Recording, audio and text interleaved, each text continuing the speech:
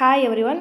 So இந்த வீடியோவில் வந்து பார்த்தீங்கன்னா நம்ம வந்துட்டு எக்ஸாம் அப்ளை பண்ணுறப்ப சிக்னேச்சர் டாக்குமெண்ட்ஸ்லாம் அப்லோட் பண்ணுற மாதிரி இருக்கும். ஸோ அதை எப்படி நம்ம கம்ப்ரஸ் பண்ணி இது பண்ணணுங்கிறது இந்த வீடியோவில் சொல்லியிருக்கேன். ஃபுல்லாக நீங்கள் வந்து ஸ்கிப் பண்ணாமல் பாருங்கள். ஸோ நீங்கள் வந்து சிக்னேச்சர் வந்து அப்லோட் பண்ணுறதுக்கு வந்து பார்த்தீங்கன்னா 50லேருந்து 100 கேபிக்குள்ளே இருக்கணும். நீங்கள் ஒரு ஒயிட் பேப்பரில் வந்து உங்களோட சைனை வந்து போட்டு அதை ஃபோட்டோ எடுத்து நான் ஒரு லிங்க் வந்து நான் உங்களுக்கு அனுப்பி விடுறேன். அந்த லிங்க்கை நீங்கள் டச் பண்ணி கம்ப்ரஸ் பண்ணுறதுக்கு அந்த லிங்க்குள்ளே தான் போகணும். ஓகேங்களா? டச் பண்ணி செலக்ட் இமேஜ் அப்படின்னு சொல்லி கொடுத்துக்கோங்க.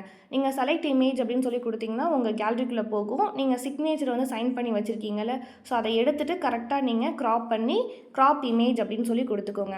ஃபஸ்ட்டு நீங்கள் 50க்குள்ளே வச்சு பண்ணீங்க அப்படின்னா அது வந்து கேபி ரொம்ப கம்மியாக காட்டும். ஒரு 70 அப்படின்னு வச்சுக்கோங்க. அந்த இடத்துல 70 ஃபஸ்ட்டு கம்ப்ரஸ் அப்படின்னு கொடுத்தீங்க அப்படின்னா உங்களுக்கு வந்து இமேஜ் வந்து ரெடி ஆகிடும். அந்த இடத்துல பார்த்தீங்கன்னா அந்த இடத்துல எவ்வளோ காட்டுது பாருங்கள் கேபி. ஒரு 68 கேபி காட்டுதா? இது ஓகே. நம்ம 50லேருந்து 100 கேபிக்குள்ளே இருக்கணும். இதை நீங்கள் என்ன பண்ணுங்கள் அப்படின்னா டவுன்லோட் பண்ணி வச்சுக்கோங்க. இதே மாதிரி தான் நீங்கள் ஐடி ப்ரூஃபும் பண்ண போகிறீங்க. ஐடி ப்ரூஃப் அப்படிங்கிறது நீங்கள் வந்துட்டு ஆதார் கார்டு, அப்புறம் mark sheet, 10th mark sheet எது நீங்கள் இது பண்ணாலுமே டாக்குமெண்ட் அப்லோட் பண்ணாலுமே 150லேருந்து 300 கேபிக்குள்ளே இருக்கணும். ஓகேங்களா? உங்களோட மார்க் ஷீட்டு அப்புறம் வந்துட்டு ஆதார் கார்டு எல்லாமே நான் சொல்கிறேன். 150லேருந்து 300 கேபிக்குள்ளே இருக்கணும். ஸோ அதுவுமே நீங்கள் என்ன பண்ணுங்கள் அப்படின்னா அந்த லிங்க்குள்ளே போயிட்டு எப்போதும் போல் நீங்கள் கொடுங்க. செலக்ட் இமேஜ் வந்து கொடுத்துட்டு உங்கள் டாக்குமெண்ட்டை கரெக்டாக க்ராப் பண்ணிக்கோங்க.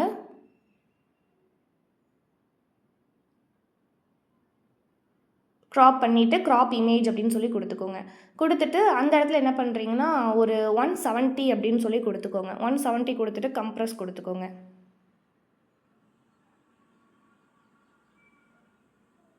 கொடுத்துட்டீங்க அப்படின்னா அந்த இடத்துல எவ்வளோ கேபி காட்டுதுன்னு பாருங்கள்.